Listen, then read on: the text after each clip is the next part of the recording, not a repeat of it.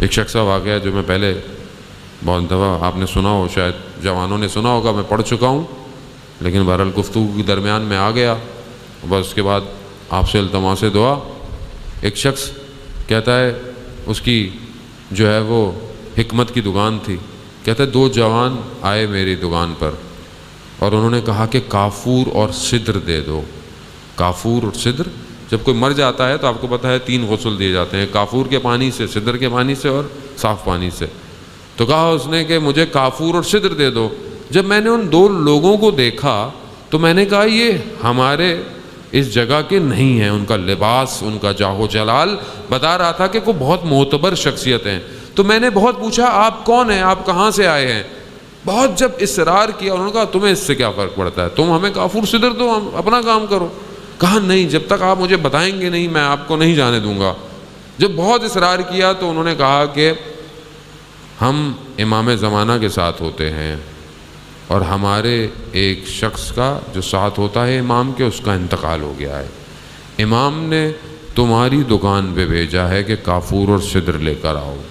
اب جب اس نے یہ سنا تو اس کی تو حالت ہی ایسی ہو گئی، یہ پاؤں پڑ گیا ان کے کہ مجھے کسی طریقے سے امام زمانہ کے پاس لے جاؤ، مجھے امام تک جانا ہے، مجھے امام تک پہنچو۔ انہوں نے کہا نہیں، ہمیں اجازت نہیں ہے۔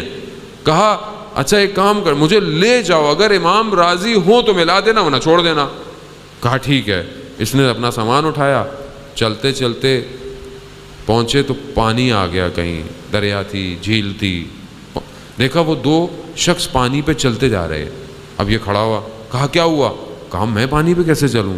کہا بسم اللہ الرحمن الرحیم پڑھو اور خدا کو آخری حجت کا واسطہ دو۔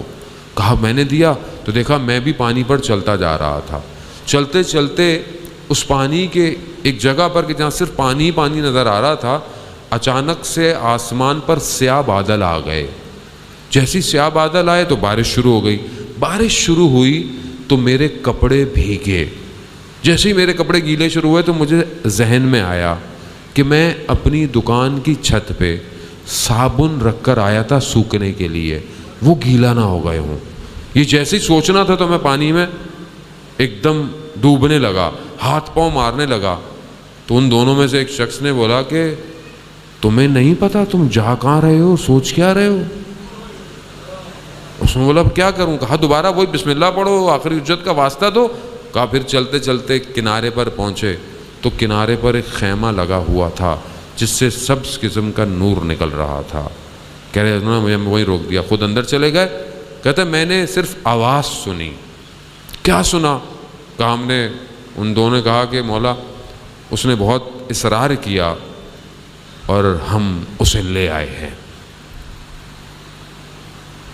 تو آگے سے امام نے فرمایا کہ جس شخص کی سوچیں صابن میں ہوں وہ ہمارے کسی کام کا نہیں۔